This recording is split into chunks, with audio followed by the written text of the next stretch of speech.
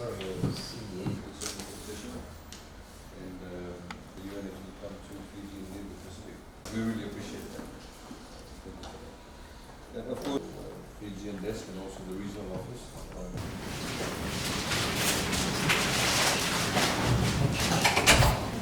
Thanks for media for coming to Prime Minister to perhaps give a very quick overview. I'd like to take this occasion on behalf of the Honourable Prime Minister to pass on a big Bula Vinaka to His Excellency, President Tijjani Muhammad-Bande, on behalf of the Fijian people. And let me again welcome you once again. Honourable Prime Minister, of course, is in Australia, where the Fijian Navy is bringing its newest vessel, a ship which soon put to work safeguarding Fijian waters from threats to oceans like dumping, overfishing and other illegal activities. So I'm sure His Excellency is pleased to hear Fiji is clearly taking up progress towards Sustainable Development Goal 14, life below water, quite seriously. We just held a great meeting with President Muhammad-Bande. Fiji is welcoming our 50th year of independence as the United Nations enters its 75th year, so 2020 is a milestone for both of us. It's clear that our cooperation is entering a new era as well, as we've explored a number of new ways that the United Nations can support sustainable development aspirations in Fiji and indeed across the entire Pacific. In its 75-year history, Fiji upholds the role of the United Nations as more important than ever. We're living in a world of eroding trust, communal and economic nationalism, and unprecedented existential threats that present historic tests to our multilateral system. But history tells us that the answer to humanity's greatest challenges always lies in the power of human cooperation. No single leader, nation or region of the world holds all the answers to every question. Only the total sum of our knowledge, ingenuity and experiences can deliver our greatest possible future. That was true in 1945 and it is true today. As we usher in the new decade, 2020 brings a critical series of global gatherings where world leaders will meet to save our forests, rivers, biodiversity and oceans from humankind's reckless and unchecked abuses. As we have assured His Excellency in these forums, Fiji will not accept short-term or selfish solutions. We will lead in word and action to secure a future for all life on the planet. We spoke about the vital importance of the health of our oceans and how Fiji and the UN can more actively collaborate to use our seas as a component of sustainable development. By doing so, we can combat climate change, protect Pacific livelihoods, culture and heritage, and leave a lasting legacy for the recently departed Fijian ambassador to the United Nations, Satyanandan, who is a pioneer for the UN Convention on the Law of the Sea. We were glad to see His Excellency share Fiji's urgency for addressing the climate emergency. As he knows, Fiji and our fellow Pacific Island nations are already seeing devastating climate impacts. It's clear it will require much deeper international cooperation to build our resilience to the severe storms, rising seas and changing weather patterns at our doorstep. On the mitigation front, 2020 is a defining year. The clock is ticking until COP26, where it is absolutely imperative we see more ambitious commitments towards a net zero future with zero excuses. But it's also important we realize that climate change and economic growth are not mutually exclusive. His Excellency put it best at COP25 when he said that, and I quote, "Climate action is not a philanthropic endeavor. It is also a means to boost economic growth, to create jobs and to improve livelihoods worldwide," unquote.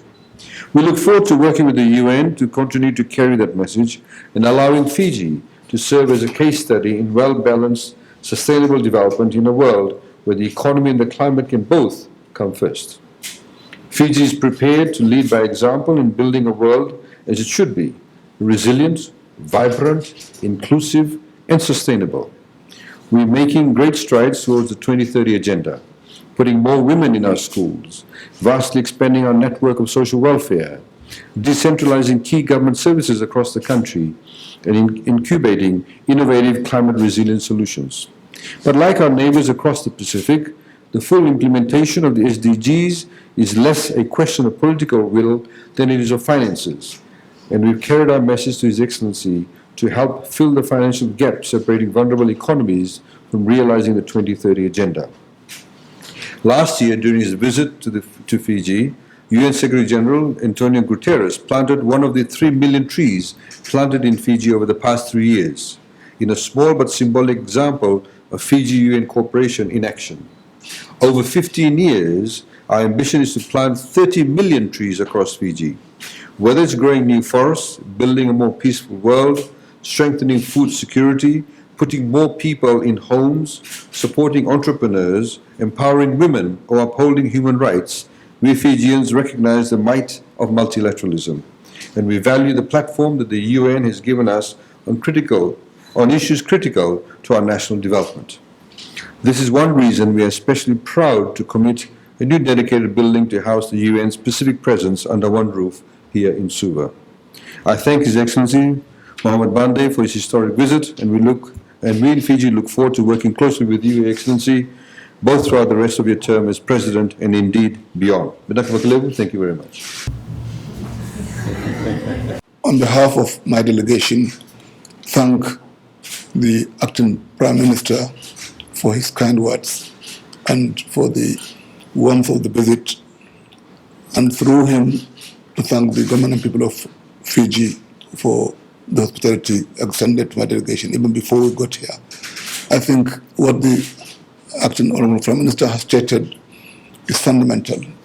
One is the question of the necessity for all of us to give support to multilateral efforts to solve our common problems. I think nowhere is this coming together as an urgent matter like the question of climate action.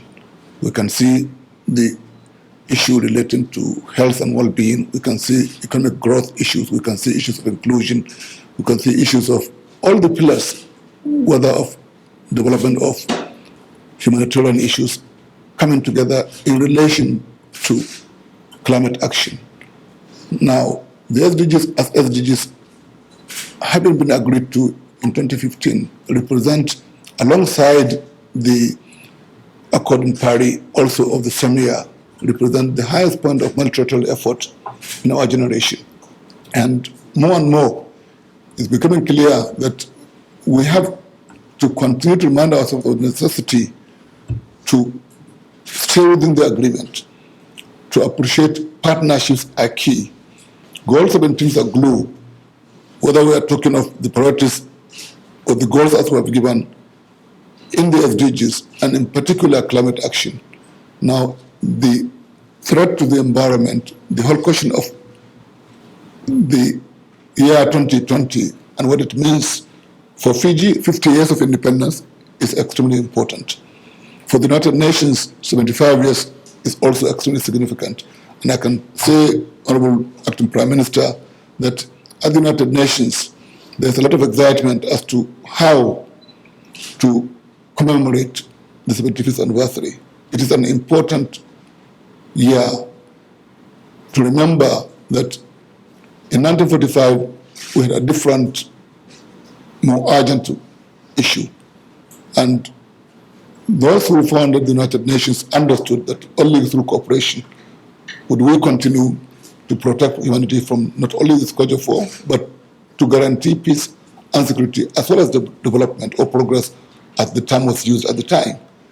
And for us, as the 71st session of the General Assembly, this issue of inclusion, this issue of reminding ourselves that only collectively can we solve our problems, I think is key. To the question concerning the urgency of climate action, I think while we did not succeed to to the degree we had hoped to in Madrid. The UN system is working really, really hard collectively to guarantee that Glasgow, i.e. COP26, will be a different outcome. There may be a few countries that may have not signed on because of particular issues, but I think everyone understands that this is something that is absolutely important for us to do. Climate financing is a big problem, and every day at the United Nations, financing for development is discussed, but also financing in relation to climate is also always discussed. I'm sure the United Nations, through its efforts to convene private sector, philanthropic organizations, as well as nations, is well positioned to keep the flag really going as to why there is necessity to continue to push in the direction of looking after the climate, after the environment, looking after nature. And 2020 brings this together. We are going to have a summit, biodiversity summit later in the year. We are going to have a summit relating to land degradation and desertification. Everything is brought together to show the connection to nature. How we look after nature, it looks after us. I would like to commend the focus of Fiji in terms of leadership on ocean issues. Your compatriot, Peter Thompson, has done a great job with this. He has the energy and the vision to continue, not to give up. And we are sure, collectively, under the direction of the United Nations, we will continue to succeed.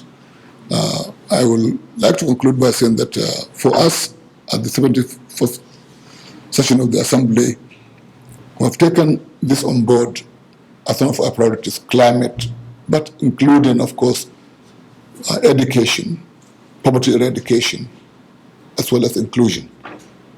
We think these are the most urgent things for countries, be they developing or developed. And let me conclude by saying that the United Nations is also very grateful that its staff are being taken as partners in the development of Fiji. And your effort to have a befitting UN House, I think, is well appreciated. I thank you for the opportunity of this conversation and look forward to further engagement with you on a number of issues. And I will convey to the United Nations system your thoughts going forward. Thank you very much. Thank you.